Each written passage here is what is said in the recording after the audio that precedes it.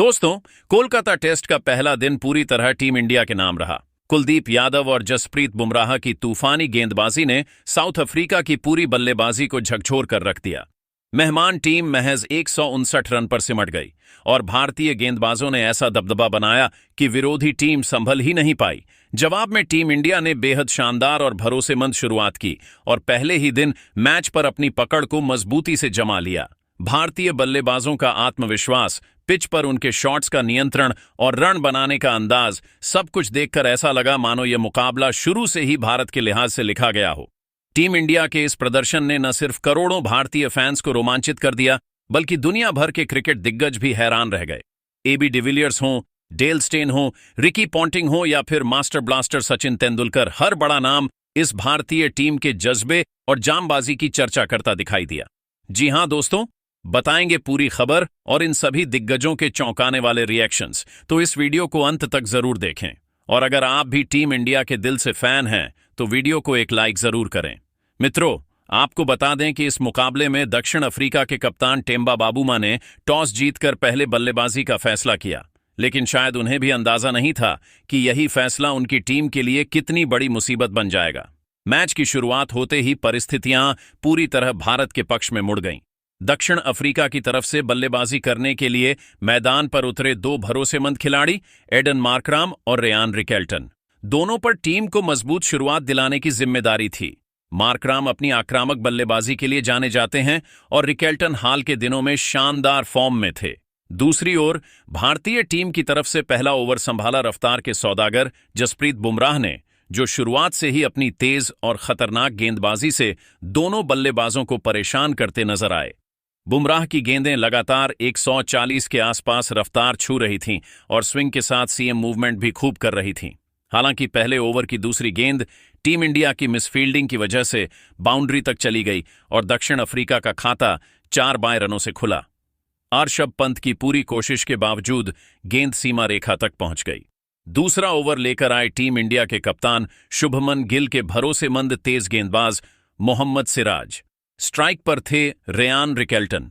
सिराज ने आते ही पहली ही गेंद पर रिकेल्टन को बीट किया। गेंद बाहर की तरफ निकली और पंत ने शानदार ढंग से उसे पकड़ लिया। तीसरे ओवर में सिराज की पहली गेंद पर रिकेल्टन ने एक कट शॉट लगाकर गेंद को पॉइंट के ऊपर से चौके तक पहुंचा दिया। अगली ही गेंद पर रिकेल्टन ने कवर और मिड ऑफ के बीच से एक और बेहतरीन बाउंड्री जड़ी। इस दौरान एडन मार्कराम का खाता अभी भी नहीं खुला था, लेकिन 5वें ओवर की दूसरी गेंद पर सिराज ने हाफ वॉली फेंकी और मार्कराम ने स्ट्रेट ड्राइव लगाते हुए पहला चौका जड़ दिया। वही ओवर की 5वीं गेंद पर मार्कराम ने कवर ड्राइव से एक और शानदार चौका लगाया। छठे ओवर की चौथी गेंद पर सिराज की शॉर्ट गेंद को मार्कराम ने थर्ड मैन की दिशा में कट शॉट मारकर चौके में तब्दील कर दिया। 7वें ओवर की चौथी गेंद पर अक्षर पटेल की गेंद को मार्कराम ने लेट कट कर चौका जड़ दिया। अगली ही गेंद पर अक्षर की फुलर लेंथ डिलीवरी को मार्कराम ने कवर ड्राइव करते हुए बाउंड्री के बाहर भेज दिया।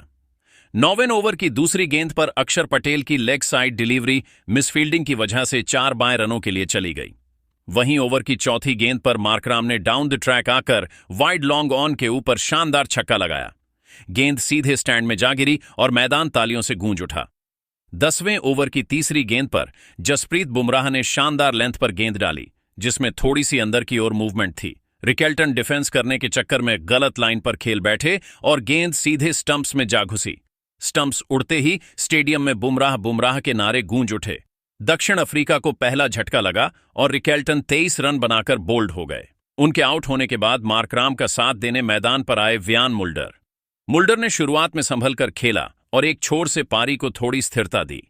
11वें ओवर की दूसरी गेंद पर अक्षर पटेल को मार्कराम ने एक्स्ट्रा कवर की दिशा में चौका लगाया।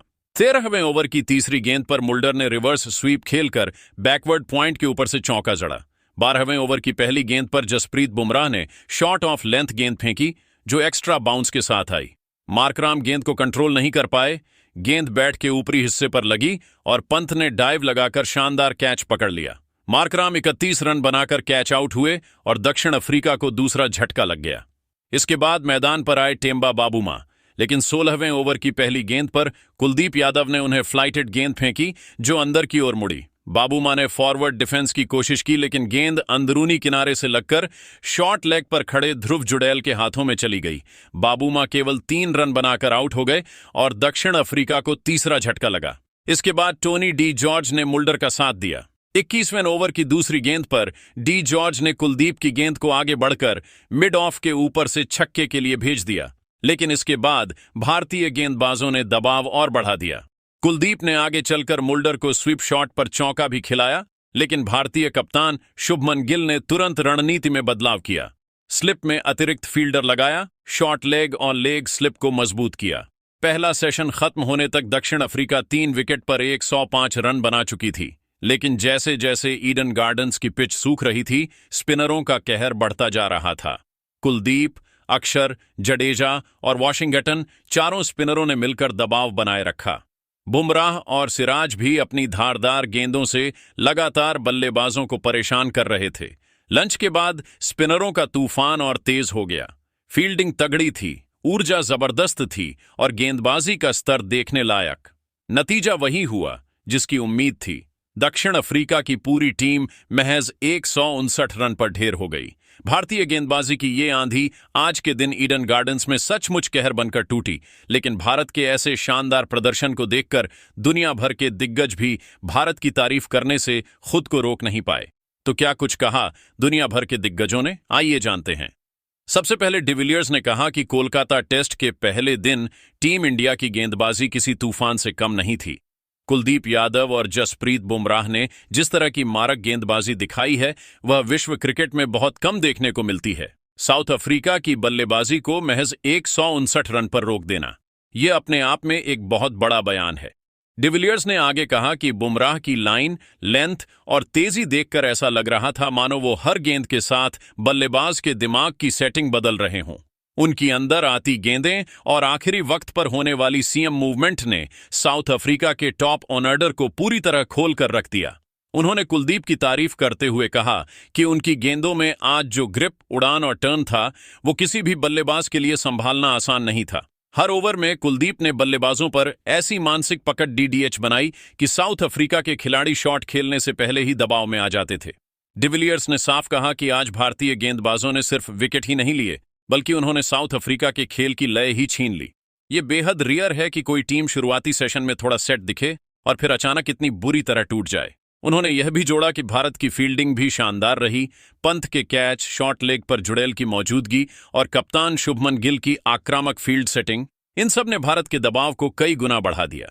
अंत में डिविलियर्स ने कहा, पहले दिन मैंने जो देखा वह यही बताता है कि अगर भारत की गेंदबाजी इसी धार के साथ अगले दिनों में भी जारी रही तो साउथ अफ्रीका के लिए इस मुकाबले में वापसी करना बेहद मुश्किल हो जाएगा।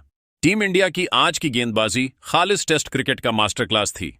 वही डेल स्टेन ने कहा कि कोलकाता में जो आज मैदान पर खेल देखा वह सच में काबिले तारीफ है।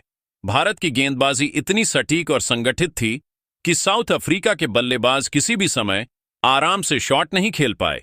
बुमराह की तेज गेंदों की गति और मूवमेंट, कुलदीप यादव की टर्न और कंट्रोल, यह सिर्फ विकेट लेने की गेंदबाजी नहीं थी, यह पूरी तरह से मानसिक दबाव बनाने वाली गेंदबाजी थी। स्टेन ने आगे कहा कि साउथ अफ्रीका की टीम ने शुरुआत में थोड़ा संभलने की कोशिश की, लेकिन भारतीय गेंदबाजों ने हर ओवर, हर गेंद के साथ बल्लेबाजों को असहज कर दिया। खासकर जो फील्डिंग और टीम के प्लान के मुताबिक गेंदबाजी की गई, वह दर्शाती है कि भारत ने सिर्फ विकेट लेने के लिए नहीं, बल्कि मैच पर पूरी तरह कब्जा करने के लिए खेला।